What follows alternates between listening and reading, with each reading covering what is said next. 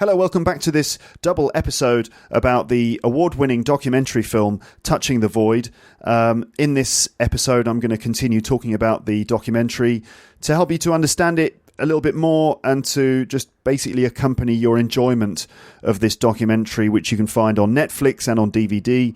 Also, there's a book version of it too. You should know that there will be spoilers ahead because I'm going to be talking about events that happen in the story. So, spoiler alert. If you don't want to sort of listen to this without having seen it, then go away and watch it on Netflix or something. Come back and listen to the rest of it. Okay.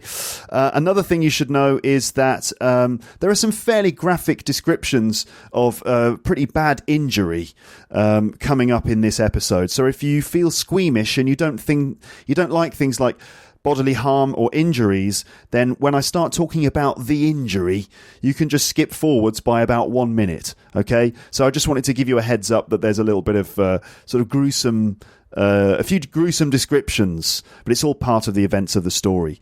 This episode of the podcast is sponsored by italki, and if you are looking for a teacher or a language partner, someone who you can learn from and practice speaking with in English as regularly as you like from the comfort of your own home, because it's all done on Skype, then check out italki, and remember that they are offering all of my listeners a voucher worth $10 when they buy their first lessons or talking time, and that works as a discount against future lessons that you choose to have. Try italki. A lot of my listeners are using it and having a lot of success with it, so it seems to be a model that genuinely works. So check it out and go to teacherluke.co.uk/talk or click an italki logo on my website.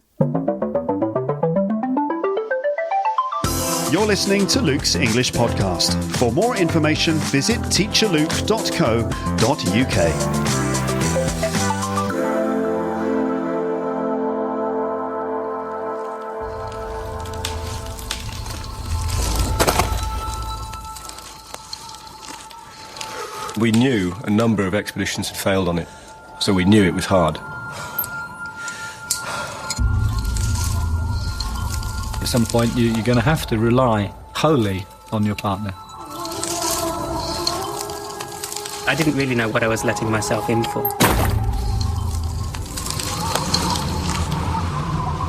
We just lost control. I just felt it was best to get as far away as possible. I was just convinced he was dead. As soon as I saw it, I knew it had been cut.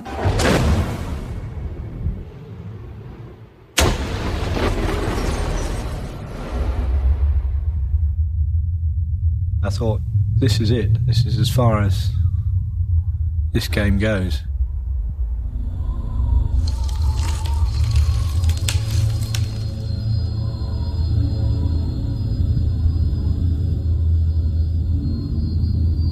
Hello, welcome back to Luke's English Podcast. This is part 2 of a 2-part episode about the fantastic documentary film Touching the Void, which tells the story of Joe Simpson and Simon Yates, these 2 British rock climbers who attempted to climb up one of the biggest mountains in the Peruvian Andes, and the climbing trip goes horribly wrong and ends up in this extraordinary battle for survival.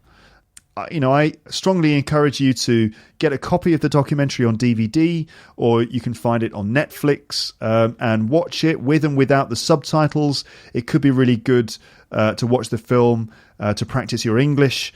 And you can also get a book of Touching the Void written by Joe Simpson. So you could read that book as well.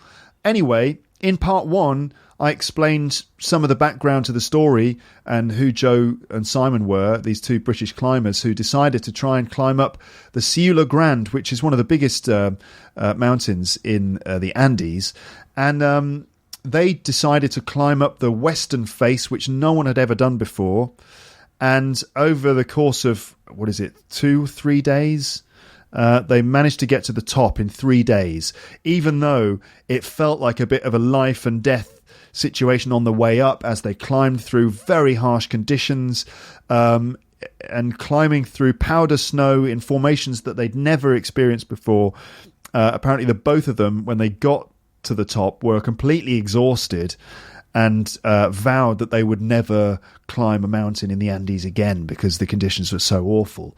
Also, if you remember, they brought with them enough gas to brew water to last them for about 4 days. And already, at this point, they've got to the top after 3 days, but already we can see that the conditions are harder than they expected. So 3 to 4 days of water, is that going to be enough? And how are they going to manage to get down this this brutal, challenging mountain in one piece? Because we know that 80% of accidents on mountains happen on descent. So actually, they may not have realised it, but the hardest parts of the climb were yet to come. So they've got to the top, over 6,000 metres up. They've got to the top, and their plan was then to climb back down the north ridge and then abseil down a part of the north face. Abseiling is when you use ropes to kind of lower yourself down. It's kind of like walking down the mountain using ropes. So that was their plan: walk down the north ridge and abseil down a part of the north face. But then the clouds started coming in again, and everything got overcast. They got surrounded by cloud and snow. And the walk along the north ridge apparently was much harder than they expected. So essentially, walking down the ridge, you know, like mountains have got ridges that go down the kind of go down the side. And if you can get onto a ridge, it's possible to climb all the way up along the ridge. But it's quite precarious because there are usually sharp drops on either side of the ridge. I mean, the ridge itself often can be very, very steep, but also the slopes on the side of the ridge sometimes are like vertical drops in some cases. So they had to walk down this ridge with these overhanging drops on both sides. Vertical on one side with overhangs. That's where the snow hangs over the edge, so you don't really know where it's safe to walk. And also these steep flutings of snow running down the side. These are like grooves going down on the other side. So you wouldn't know if you were stepping on something safe or not while walking down the ridge. As they were descending, with the weather setting in, the harsh weather setting in, apparently things started to get a little bit out of control.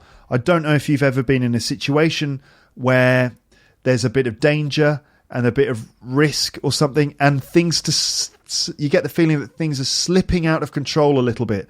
Events start to kind of take over, and you realise that you're not in control of the situation. It must have felt like panic, when they realised that the conditions were too much for them and things were getting out of control. Apparently they got lost, and they were in a whiteout, like a huge snowstorm, unable to see anything, completely lost. They didn't know if they were going in the right direction. Now, their plan was to get down that day. They thought they'd be able to get down to the bottom in one day. But by the time the sun went down, they were still very high up the mountain, still over 6,000 metres up. And so they built themselves a snow cave. And that night, while they were making a brew of water, their gas ran out.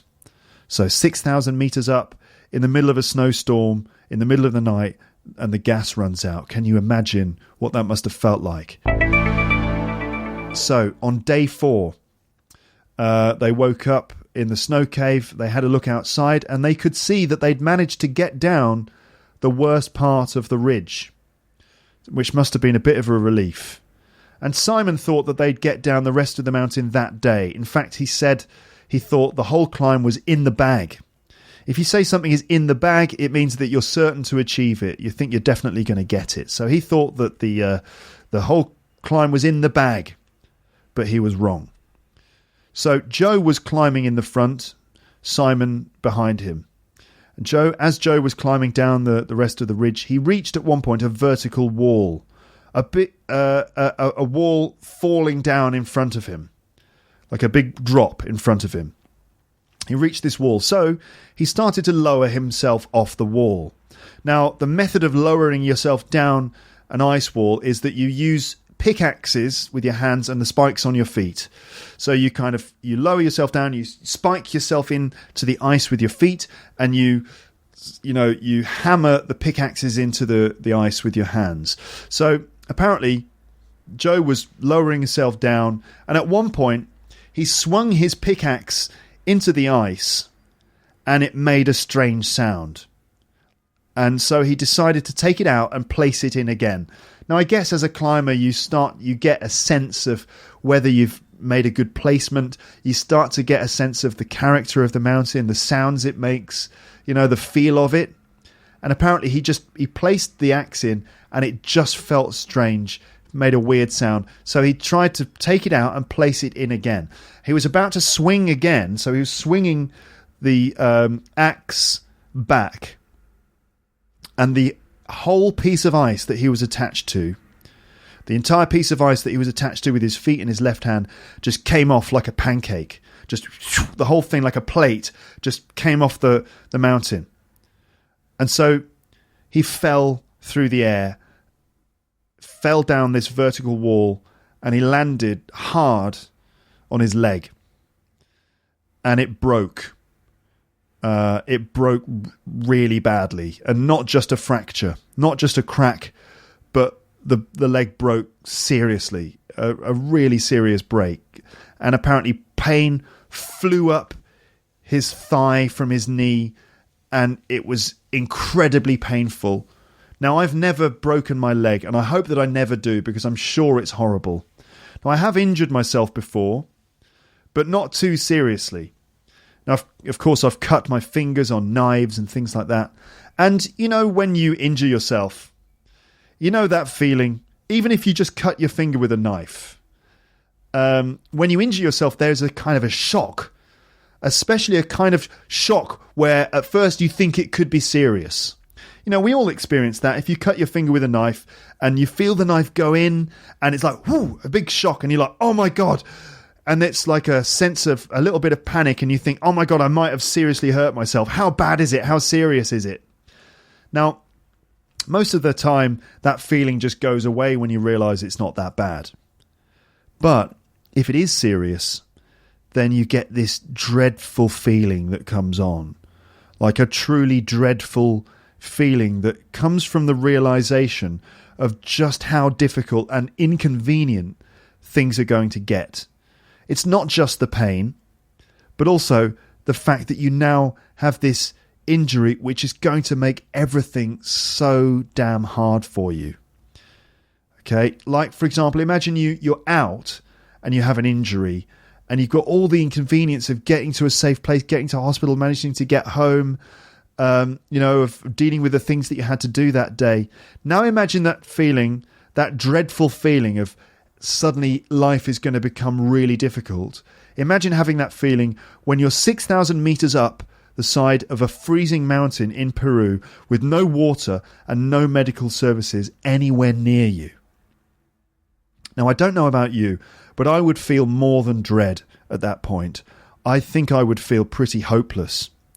I imagine I would feel more than the pain and the inconvenience, but there'd be all this emotion as well, like this anger, tragedy, and sadness. Can you imagine?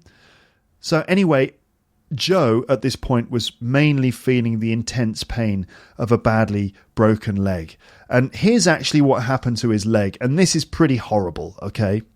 So if you're a bit squeamish, this is going to be a slightly horrible bit. The impact of the fall, basically, his whole body fell on his one leg, and the impact of the fall caused his knee joint to actually split. Now, the joint, obviously, that's the place where the two bones meet. And let's say I guess it's your femur, the thigh bone. Femur is like one of the biggest bones in your body. And the femur, as it meets your knee, the end of that bone has got it's got a round end on it, where it meets the joint.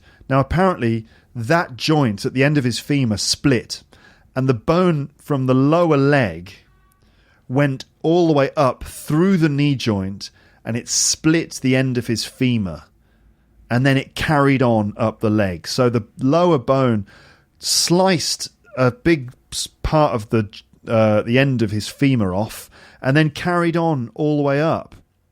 It's like he got stabbed by his own bone on the inside of his leg. Can you imagine? I mean, it's I can't really imagine it, but all those ligaments completely ruined the bone, the cartilage, the nerve endings, and of course the blood vessels, which would have been broken by that. Now, the whole leg would have been completely unusable, of course, but also there was a lot of internal bleeding going on inside his leg, not to mention the debilitating pain. Now, apparently he just couldn't cope with the pain at all at the beginning. He just couldn't deal with it. But after breathing for a while, he did manage to start getting a grip on the pain. But at that point, he thought he was done for. He thought he was finished.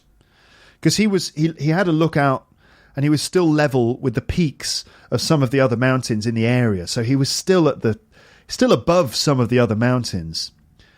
He tried to stand on the leg, and it was impossible. Absolutely impossible. Unbearable pain. Simon eventually arrived, and he describes seeing Joe's face. He says it's a complex mix of terror and pain and anguish. And Simon said to him, "Are you okay?" And apparently Joe, at this point, nearly said, "Yeah, I'm fine, thanks."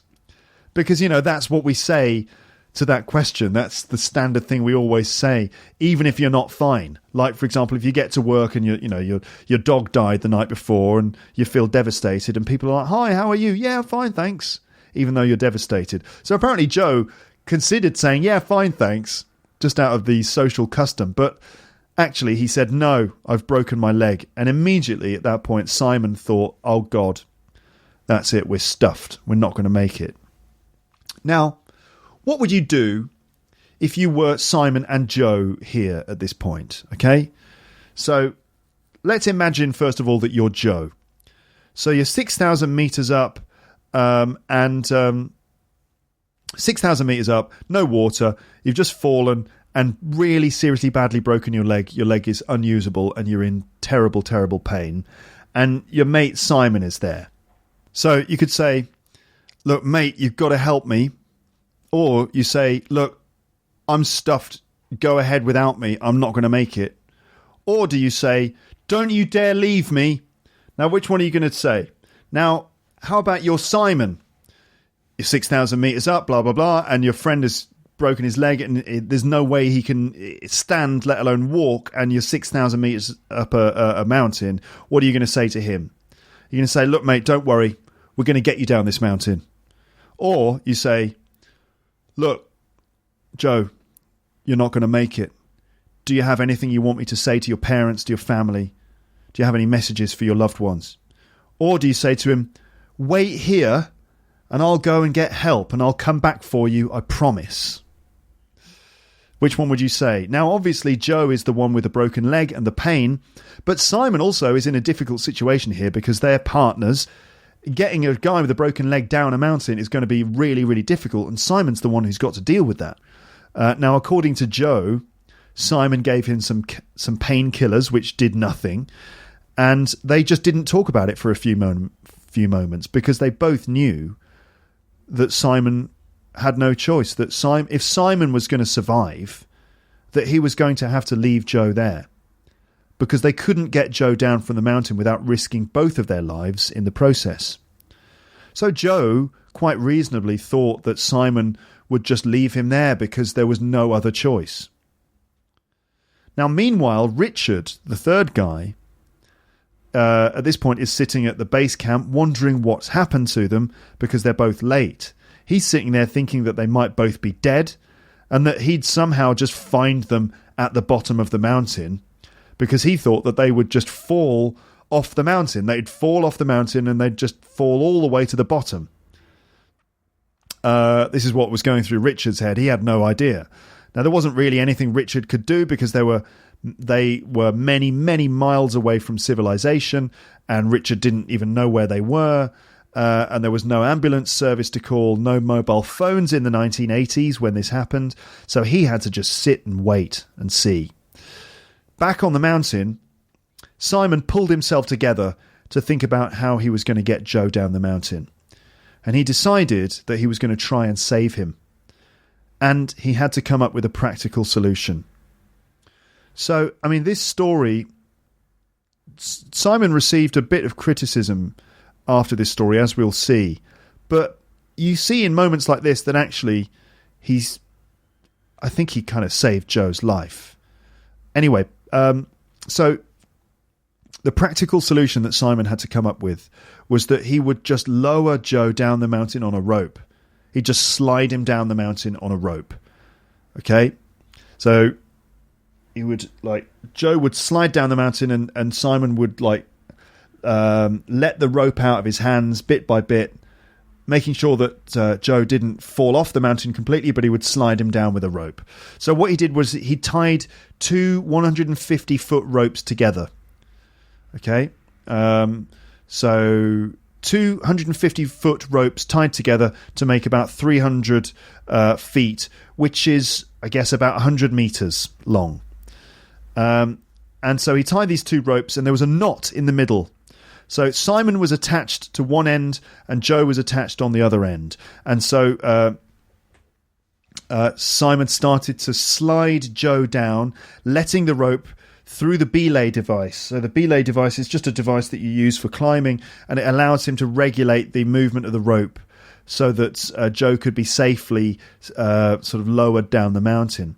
And then when the knot, tying the two ropes together, when the knot got to the belay device, he would have to stop letting Joe slide, and Joe would then have to stand up to take the weight off the rope, and then Simon would unattach the rope from the device, let the knot through, and then reattach the rope and let it continue for the rest of the second rope.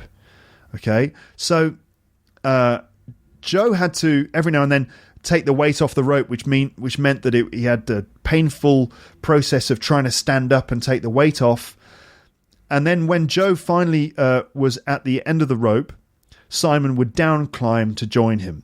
So they would go in this method all the way down. And they continued like this for quite a long time, repeating the process, letting Joe slide down, then letting the knot through the rope, letting Joe slide down further, and then Simon climbing down. Now, Simon was letting Joe slide down quite quickly, conscious of the time running out and the fact that they needed to get down to the bottom as quickly as possible. So at times like this must have been excruciating for Joe, incredibly painful, if you imagine, with this terrible broken leg. And there were apparently these interpersonal things going on between them. Apparently Joe kept wondering if Simon was pissed off. He was wondering if Simon was really annoyed and angry with Joe. Because these are the things that you think about when you're with a friend doing something. Have you ever done that? Have you ever gone on like a mountain climbing trip with a friend, or have you gone camping or gone on holiday with a friend? Sometimes you do wonder if your friend is annoyed with you. You know, sometimes you fall out with each other and you kind of wonder whether the other person is pissed off with you. So apparently Joe was wondering if Simon was really annoyed by it. But I think actually Simon must also have been suffering from shock and panic as well. And to an extent, he now held a lot of the responsibility for both of them because Joe was completely out of action. So basically, this was a single-handed mountain rescue by Simon in extremely difficult conditions. It must have been a desperate feeling for both of them. What they didn't know at the time, though, was that this was still just the start and that it would get a lot worse, and that something awful was approaching that they had no idea about. So they continued going down the mountain in this fashion, Joe badly injured, in shock and losing blood into his leg, both of them exhausted, both dehydrated at altitude and close to hypothermia. It was a race against time for them to save Joe's life and maybe for Simon to get out of the whole thing alive as well. A race against time. Then the weather turned bad again.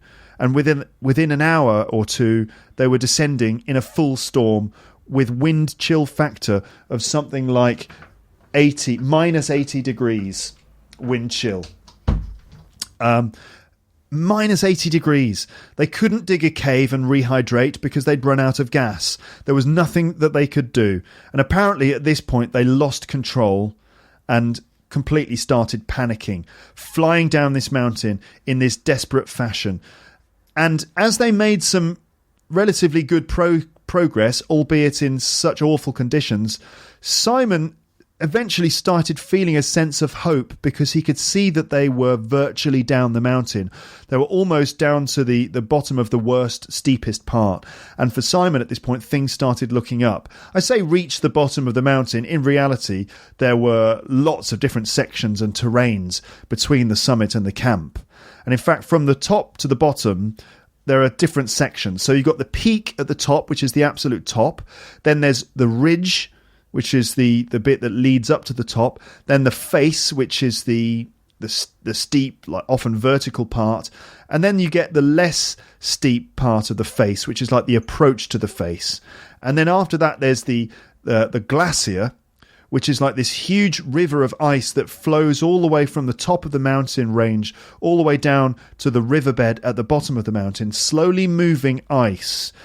Slowly moving down, carving out the valley as it goes, crushing rock underneath it, full of crevasses, which are these massive cracks in the glacier with drops that go down all the way to the floor, all the way to the riverbed of the glacier. So they had a perilous landscape to navigate. Even after they get off the glacier, there's this bottom of the glacier, which is full of these huge rock boulders and stones with water trickling underneath them. A long section of this rocky terrain, and then finally base camp next to a glacial pool. And then God knows how far it was to get to civilization from the base camp. So anyway, they were nearly down the mountain face, approaching the glacier. And for Simon, he could see a glimmer of hope at this point, until suddenly Joe slipped off a cliff. Now, neither of them realised it was coming, but Joe, as he was being lowered down the mountain on the rope, suddenly felt the ground under him get icier and more steep, and he started slipping faster and faster, going like a roller coaster downwards, screaming at Simon to stop, but Simon couldn't hear him, and Simon had no idea it was happening, just assuming that Joe was going faster over some steeper ground.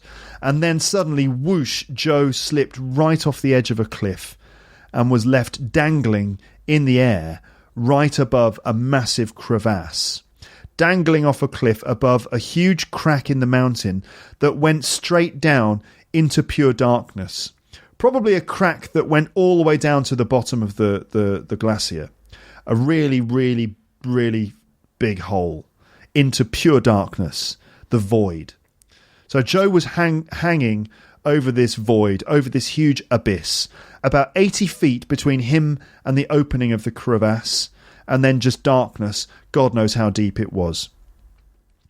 So that's the problem from Joe's point of view. He's hanging there over this hole, and hanging there with his broken leg off the edge of the cliff, and there's not really much that Joe could do. Apparently what he tried to do was construct this little technique using another piece of rope, which he could use to climb up the rope. I don't know how you do it, but apparently you can make a knot, which allows you to sort of pull yourself up, and the knot tightens, and then you can pull yourself up bit by bit. So he was trying to construct this thing, but his hands must have been so frozen, tying the knots with this tiny little rope. His hands were so frozen that they could hardly hold onto the rope. And at one point, he dropped the rope, and the little rope he was using sailed down into the crevasse. And at that point, I expect that Joe just gave up hope. He just gave up hope because there was no way that he could get himself out of that situation, dangling at the end of the rope. There's no way of climbing up. His hands were frozen solid. And so at this point, he gave up hope. And he would have died because hypothermia began to set in. He would have died at this point, but something else happened. Now, from Simon's point of view, Simon is up above Joe, sitting there, and he can't let the knot through the belay device. He knows that something's happened to Joe, but there's no way of communicating with him. No way of communicating with Joe. But what's happening is that it's dark in the middle of a snowstorm, and Simon is sitting there trying not to get himself pulled off the side of the mountain. So let's just think about Simon's situation. What would you have done in that situation? So you're there. Obviously, Joe has slipped off the edge of something. We don't know what's going on the other side of that, the other end of that rope. So Simon's got to think, what am I going to do? And after a while, Simon is starting to get pulled off the side. The situation is becoming less and less tenable, really. If he doesn't do something, he's going to get pulled off the side of the mountain. So Simon at this point felt like he had no choice. Either he gets pulled off with Joe and they both die, or he cuts the rope. And Simon cut the rope. He cut the rope, and then it must have been an incredibly difficult decision. This is the controversial point in the climbing community. Apparently Simon took a little bit of criticism for this, but I mean, I can't see another way that he could have done it. So he cut the rope and then dug himself a snow cave at night. Now, meanwhile, Joe, hanging there, waiting to die, suddenly drops into the crevasse.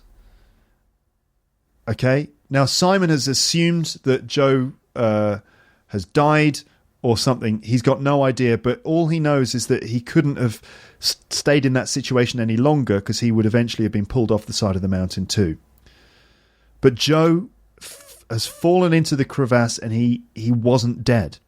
He survived the fall and somehow landed on a little ledge in the crevasse, not that far from the top.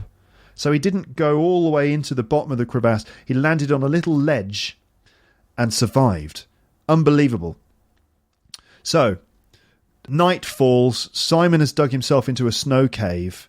He's suffering from shock. He's got hypothermia, and he's dehydrated. So we follow Simon as he goes down the mountain the next day, suffering from shock, in a serious condition, Simon, and also seriously emotionally traumatized by what had happened. And apparently he said, as he was going down the mountain, that he was convinced that he was going to die as well. But he walked down, climbed down the mountain there, and he then saw the huge crevasse that Joe must have fallen into. He saw the huge cliff and the crevasse that Joe would have fallen into, and he realized at that point that there's no way that Joe could have survived it. I mean, that's what he thought. There was no way. He called out for Joe. He called his name again and again. Couldn't find him. He assumed he was dead, and he assumed that he was going to die himself. And yet he continued climbing down the mountain. Now, what about Joe? So at this point, Joe is stuck on a ledge on the edge of the crevasse. And the first thing he did was to attach himself to the ice wall of the glacier. So he put in a screw in the wall and attached himself to the wall of the glacier so that he wouldn't slip off. And he called for Simon again and again, and he pulled the rope. He pulled the rope to see what was on the end. He assumed that Simon would have fallen off the side, and that Simon was dead on the other side of the mountain above him. He assumed that. So he pulled the rope to see if he could pull himself out with the rope, but he kept pulling and eventually saw that the rope had been cut. And apparently he didn't blame Simon for it. He understood why he did it, but at that point he realised that it would be impossible to get out. He tried apparently to climb from the ledge to get out of the crevasse, but it was absolutely impossible. He had a broken leg, there were overhangs, ice, absolutely impossible to get out. And at this point, apparently Joe sort of lost it. He just sort of broke down at this point and just lost it. And he says that he came face to face with his own death. He knew at that point that it was the end. As he was lying there on this ledge, looking down into the darkness, the void of the crevasse, he came face to face with his own death, and he accepted it. And he says that he didn't have a religious moment. He said that he just knew that nobody was coming to save him. Even though he'd been raised as a Catholic, he'd been raised as a devout Catholic, he at some point had decided that he didn't believe in the existence of God. And even at that moment, when he was facing his own death, he knew that there was no God. No one came to save him. It was just the abyss, just the void. And apparently it filled him with fear. And imagine the worst darkness. Imagine that fear of the dark that we all have. You know, when you go outside, you might go out in the forest or something, and you step out and there are no lights and it's pitch black. And there's this, the darkness has got this sort of atmosphere to it. It's almost like a presence. And it really makes you scared right to your core when you're walking out into darkness where there are no people. You just get this horrible malignant feeling from the darkness, like there's something out there. It's primal, it really is. Now imagine being on this ledge and looking into the depths of this dark abyss, and the fear that Joe must have felt. Apparently he felt extremely scared of being in this very creepy place, really on his own. He felt really scared. He also apparently felt extremely angry. And he was angry and shouting and cursing and punching the walls of the crevasse. And he felt like that this wasn't the end of his life. He felt like this isn't the way that he wanted to go. You know, he said that I never intended for it to end like this. And what's impressive at this moment in the story is Joe's bravery and his refusal to give up. And this is one of the most impressive moments that's always stuck with me. And Joe says in the documentary, you hear him say, you've got to keep making decisions, even if they're wrong decisions. If you don't make decisions, you're stuffed. So that was the impressive thing for me, is that even though it looked like the end, he decided to continue making decisions. He decided not to give up. Now, Joe could have stayed on that ledge. He could have just given up and died. But he chose to keep making decisions. He chose to keep moving forwards. Even if he didn't know if those decisions were right, he chose to continue making decisions. And it just shows that you must not let things just happen to you. Don't just let yourself be carried away by events. Don't be the object of events. You've got to be the one in control. Never stop making decisions, and never let yourself just be carried away by events. Even if you feel hopeless, even if you feel like all the options are screwed and that you'll fail no matter what happens, never stop making decisions. You have to continue and keep going. It's like that famous quote, which is often attributed to Winston Churchill. That quote, which is, if you're going through hell, keep going. Basically, don't give up when things are hard and when things are hellish. You've got to keep moving. Don't just stop and let things happen to you, especially when you're in hell. That's no time to stop. You're in hell. You've got to keep moving, keep going, and the chances are that you'll get out. So Joe decided to use the remaining rope that he had in order to lower himself into the crevasse. I mean, he chose to go into the darkness. He thought that maybe he'd managed to reach the bottom of the crevasse and that there might be some chance of getting out. So he lowered himself down into the darkness, apparently petrified, scared to death of this dark hole that he was lowering himself into. He lowered himself down and he reached like the bottom, or what he felt was the bottom.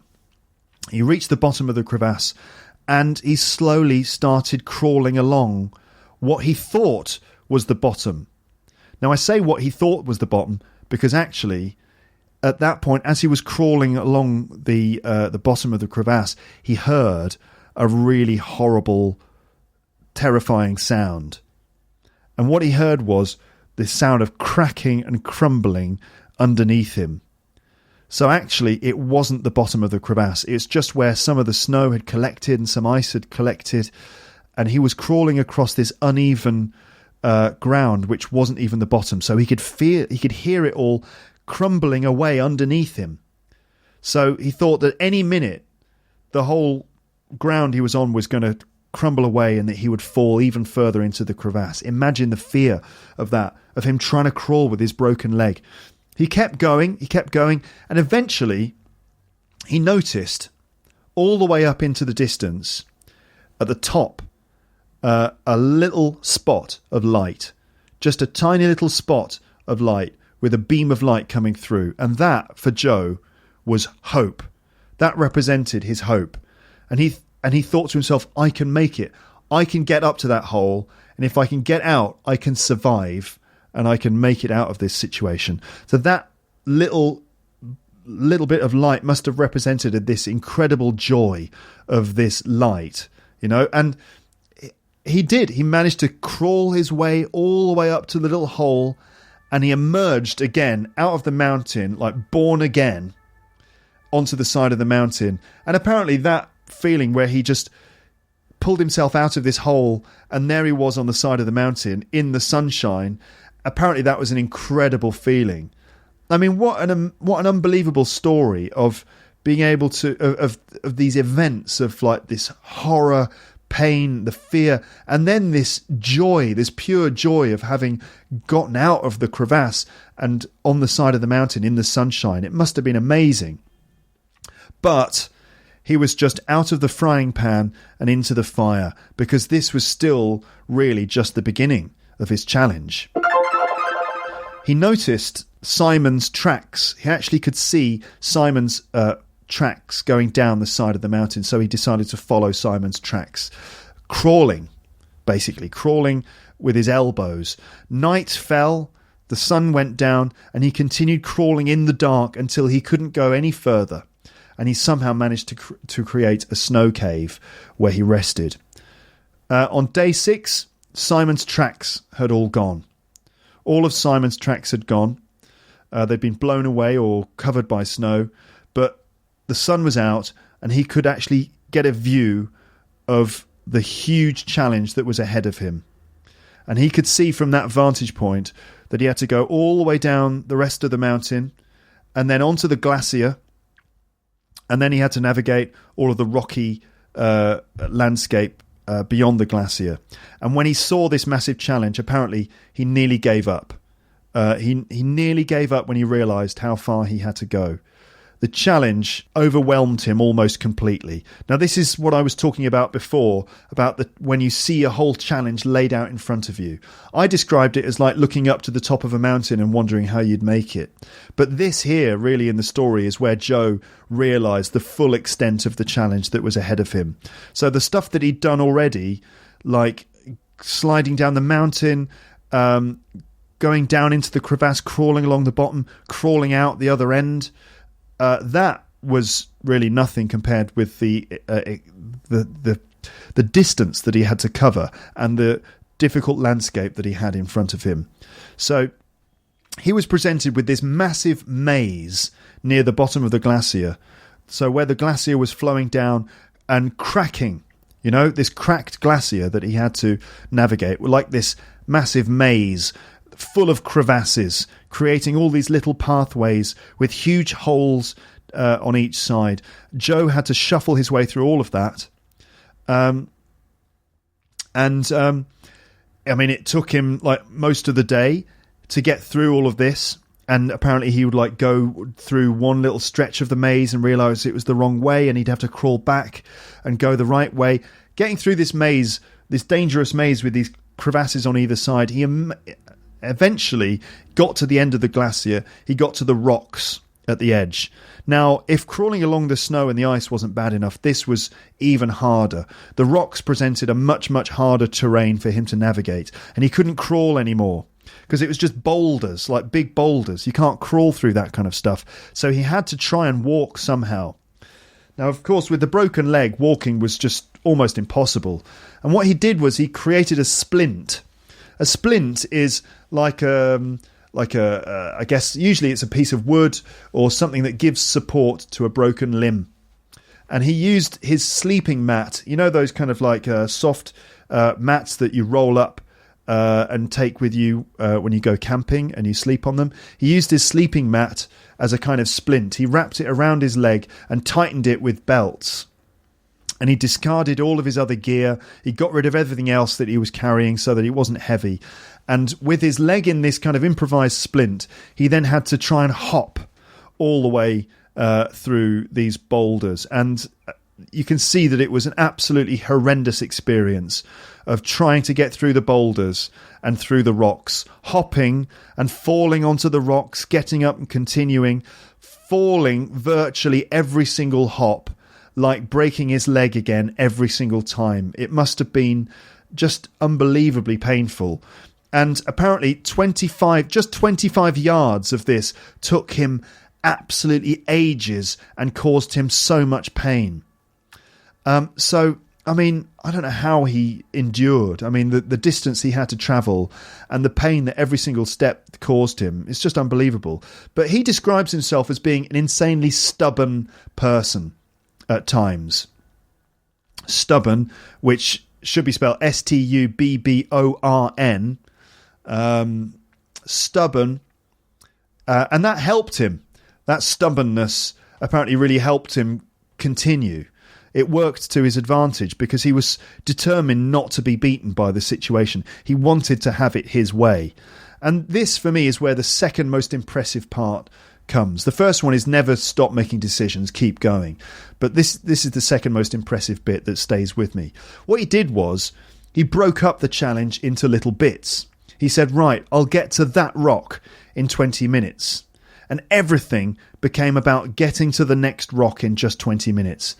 And then the next 20-minute challenge and the next 20-minute challenge and so on. He became obsessed with these targets. If he got to the rock in 18 minutes, he'd be absolutely over the moon, ecstatic. But if he got to the rock in 22 minutes, he'd be furious with himself. Everything became about these smaller challenges of getting to each rock within 20 minutes. And this is another thing that we can learn about achieving something big. It's true, trying to achieve one huge thing can seem impossible. You might look at the whole challenge and think there's no way I can do that. But the key is to set a series of small goals and just try to reach each small goal and then another small goal and another one. You break it down into little chunks and you'll be able to do it. Looking at the whole challenge doesn't help. It dwarfs you. You feel small.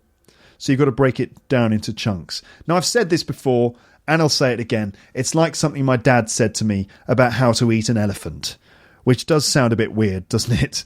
Because you're trying to think, you might think, why are you trying to eat an elephant? I'm not trying to eat an elephant. I've never tried to eat an elephant, but it's just a metaphor that my dad said to me once about how you eat an elephant. See, the thing is about my dad is that he often tends to be right about things. It's quite annoying when you're having a discussion or a debate with him because he always somehow ends up being right. But it's also great because I've learned some pearls of wisdom from him in the past. Now, I don't know where he got this one from himself. Maybe he got it from his dad. But anyway, when I was a child, I think I was talking to him about how I was finding it a school project difficult. I had this project to do at school and it was really difficult. And I think we were even like walking in the garden, just walking in the garden with my dad. I know that sounds like it's too good to be true, like it's like something out of a kung fu movie or something. You know, I was walking through the garden with my dad and he gave me a piece of wisdom, like something out of a Star Wars movie. You know, tell me, Father, how can I train in the Force and become a Jedi? You know, and anyway, I think I was talking to him about my homework, and I said, Dad, I can't do this history project. It's really difficult. And I think he just dropped some deep wisdom on me, and he said, well, Luke, how do you eat an elephant? And I was like, what? What are you talking about? He said, well, how do you eat an elephant? And he said, how do you eat an elephant? The way you eat an elephant is you eat it one spoon at a time. And I was like, oh, wow, that's deep, Dad. Thanks for the wisdom. So the point is that Seeing the challenge as one thing can destroy your motivation, but step by step, bit by bit, that's how you get a big thing done. And don't give up. And you have to have drive. You have to be stubborn. You have to be motivated. Listen to that army captain that you've got in your head, the one that shouts orders at you. Listen to that army captain and obey him. All right, so Joe says that at times he felt like there were two voices in his head. One of them saying, "Come on, let's rest here in the sun. It's nice. You can just lie down and go to sleep." And another part of him, which was completely unsympathetic, saying, no, you've got to get to that rock. Now, come on, get up and go. Now, I think we all have that inside us. We all have that cold, pragmatic voice, which seems a bit frightening or something, but we do just have to listen to it sometimes in order to get things done. Now, obviously, Joe was in seriously bad physical condition at this point. Exhaustion, seriously broken leg, internal bleeding, shock, frostbite, hunger, injuries from his falls. But he also started falling apart mentally as well. Now, apparently he had that feeling of there being several voices in his head or several parts of his mind. That one I was talking about, the sort of sympathetic one and the strict one, that feeling apparently got stronger and stronger, with one part being this cold, pragmatic feeling of just relentlessly getting to the next point and the next one after that. And the other part of him was just almost disconnected, as his mind was wandering away from what was actually happening, as if he was just observing it all from a distance. It must have been seriously strange and disturbing. And apparently he could also hear the sound of water, the sound of trickling water, because underneath all of the big boulders that he was trying to navigate, there would have been running water underneath it, and he could apparently hear the trickling sound of water, and it started driving him mad. Night fell on day 6, and he lay on his back on a rock, staring up at the stars. And apparently he started just losing his mind, and he became quite unhinged, having these bizarre psychedelic out-of-body experiences. And he said that he felt like he was becoming part of the rocks. He was becoming part of the mountain, and that he lost all sense of time, feeling that he'd been lying there for centuries. It must have been really weird. And so day 7 started, and Joe is still alive. He still isn't dead at the beginning of day 7, unbelievably. Meanwhile, Simon and Richard, so Simon has got to the bottom of the mountain. He's got back to Richard at base camp. And Simon and Richard at the beginning of day 7 are preparing to leave the next morning. Simon has been spending the last couple of days feeling really guilty, suffering from shock, from trauma, and just trying to deal with, what had happened, and wondering how he was going to tell everyone about what had happened. And they were getting ready to leave the next day. At some point on day 7, Joe managed to find water. He found some water running through like a dirty little stream, and apparently this was an incredible moment, that drinking the water, he could feel the life flowing back into his body. And he lay there for a while, drinking, and he realised that he needed the toilet, and he couldn't kind of get himself in a position to pee. So he just peed himself, and he apparently lay there wetting himself, and apparently he sort of enjoyed the sensation. It was kind of like this warm feeling, and he quite enjoyed it. But then afterwards, when he realised what had happened, he felt like totally undignified. He felt like all of his dignity had been robbed. He just felt like this disgusting, undignified creature. But after having the water, Joe realised that he still could make it, that he could do it. But he was hit really hard by the idea that Simon and Richard might have gone. They might have left. But he continued going, even though he was totally delusional. His mind had become completely unhinged, and completely delusional. Apparently he was thinking that while he was walking or hopping or crawling, he kept thinking that Simon and Richard were, for some reason, following behind him. that they were kind of following just behind him, but they were choosing not to come and help him because they didn't want to embarrass him because he'd wet himself. So he had this idea, he was convinced for hours that they were just behind him and that they were just there. And then after hours of thinking this, he suddenly realised that they weren't there at all. And he describes feeling utterly hopeless and alone and distraught at that moment. And he apparently considered getting inside his sleeping bag and just lying there. But again, he felt like that was just too pathetic and he didn't want to end his life like that. So he had to just carry on. Even though part of him was saying, come on, let's just stop, he carried on. And the sun went down on day 7. And at that point, apparently, Joe completely lost it. He just couldn't hold his mind together anymore at that point. And apparently he was just completely bewildered, experiencing total confusion and complete madness. He totally lost track of time. He didn't know where he was. He didn't know who he was or what was happening. He tried to look at his watch, but he just couldn't work out what it meant. He couldn't work out what time it was. And apparently the worst thing about this was that he got a song caught in his head. He got this song caught in his head, which is a Boney M song, Brown Girl in the Ring by Boney M, which is one of the most annoying songs that you could have in your head. I mean, I don't know if you know that song. Let me try and find it here on the internet.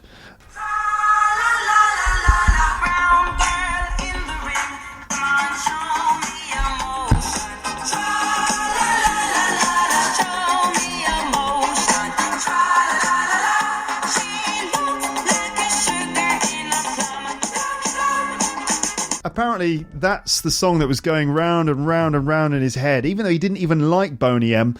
It's weird, isn't it, the way that happens? You know, the way you get songs stuck in your head? Isn't that strange?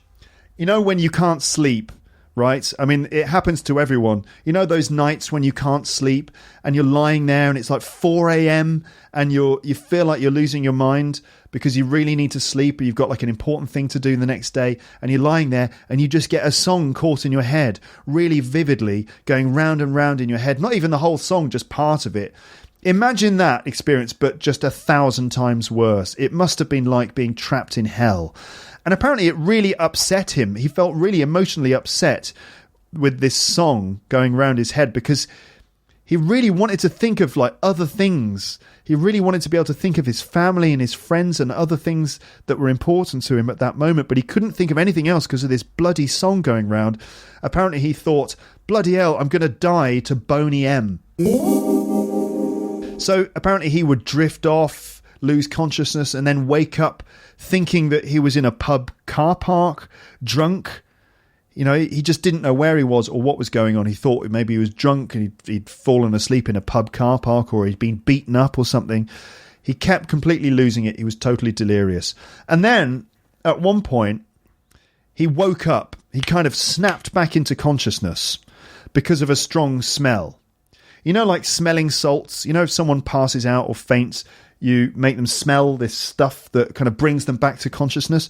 Apparently he smelt something really strong which acted like smelling salts and brought him back to consciousness. And what had happened was that he'd actually crawled into the toilet area of their campsite. He'd crawled into the toilet area and he was crawling through all of the waste in the toilet area of their campsite. So after all of that, after breaking his leg on the mountain, falling into the crevasse, going down into the crevasse, crawling out, and crawling all the way through the glacier and the rocks and all of that stuff, he ends up crawling through their own shit and piss at the end. Unbelievable. But it did give him hope that Simon and Richard might still be there. He knew that he'd reached the camp and he called out for Simon at that point, but he got no reply. And for Joe, at this point, this was the end for him. This is when he finally knew that he was finished. And he described how he then completely lost himself at that moment. He described it as like ego death Did he describe it as ego death? I don't know if he described it, but it sounds like that. Like totally losing himself. He basically died at that point. Now, because Simon and Richard were still in their tents, ready to leave the next morning, they were actually still there. And apparently Richard woke up in the middle of the night because he thought he heard something. He woke up in the darkness because he thought he heard a voice. Now imagine you're in the tent. This is about 4 days after Simon got back. 4 days after they thought Joe had died, falling to his death. So imagine you're in the tent. You're feeling terrible anyway, and you're ready to leave the next day. You're in the tent, surrounded by darkness. You can imagine the wind blowing across the fabric of the tent, the shadow of the mountains in the background, with the knowledge that the body of your friend is still up there, that your friend has just died. Now, being in a tent in the wilderness is kind of creepy enough anyway, because you're surrounded by darkness and you don't know what's out there, and the wind blows and it's pretty weird. But imagine that you've just lost your friend, and you're lying there in the darkness, and then you wake up and you freeze because you're sure that you've just heard something, and you hear it again, but you think it can't be true.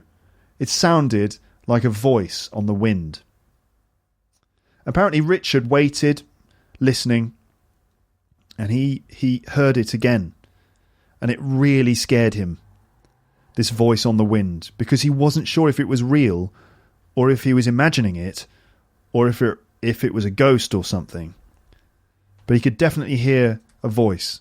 He decided to check on Simon in the other tent, and he discovered that Simon was already up, and that Simon had heard the voice too, and he was convinced that it was Joe.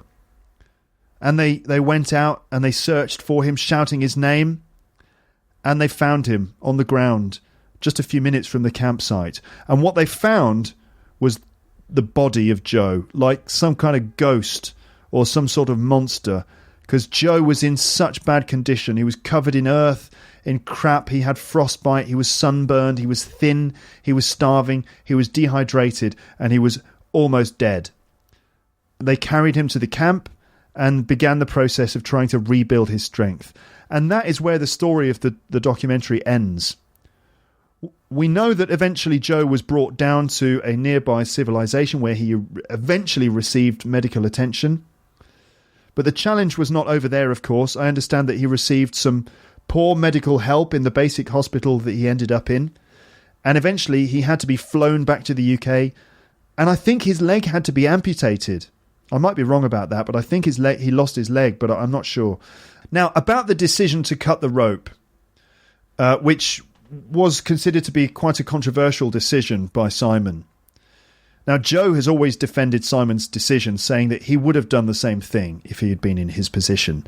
Now, I can't really understand, actually, why anyone would have a problem with what Simon did. Why should they both have died? It doesn't really make sense. In fact, when you think about it, by cutting the rope, Simon actually saved Joe's life, or helped to save him. Because if Simon hadn't cut the rope, they both would have fallen, and it's likely that one of them would have died. Let's say that Joe would have landed on the ledge, like before, but Simon would probably have died. And it's unlikely that he would have landed on the ledge too. He probably would have fallen into the crevasse, or hit the surface of the mountain, and could have been seriously injured. If he'd fallen into the crevasse, he would have dragged Joe into the crevasse too, and they both would have died. So in a sense, the fact that he cut the rope and survived meant that he was able to save Joe at the end. Anyway, what do you think? I'm interested to know what you think of the whole story and what you think of Simon's decision to cut the rope. And again, I urge you to watch the documentary film on Netflix or on DVD or what other platform you can find. And also consider reading the book, Joe Simpson's book, Touching the Void, or other books, because apparently he had even more near-death experiences on mountains too, not just that one. And so let me also leave you with these thoughts. If you're going through hell, keep going. How do you climb a mountain? You do it one step at a time. How do you get down a mountain? You do You do it one step at a time too, or you slide or drag yourself or you hop, but you break the challenge into achievable steps. And also remember, nobody ever broke their leg learning English, so enjoy your studies and seize the day. And thank you very much for listening. I'll speak to you again soon on the podcast, but for now, it's time to say goodbye. Bye, bye, bye, bye, bye. Thanks for listening to Luke's English Podcast. For more information, visit teacherluke.co.uk.